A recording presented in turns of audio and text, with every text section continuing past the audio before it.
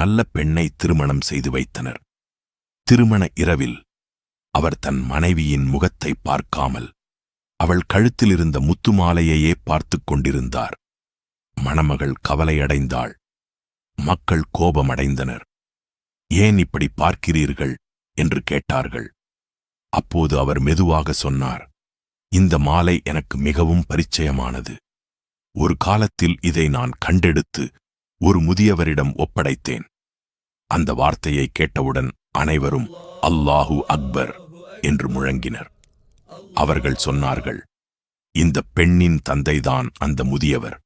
அவர் எப்போதும் சொல்லுவார், என் மாலையை திருப்பிக் கொடுத்த அந்த நேர்மையான இளைஞனைப் போன்ற ஒருவனை நான் பார்த்ததே இல்லை. யா அல்லாஹ், என் மகளை அவருக்கே மனம் முடித்து வைப்பாயாக என்று.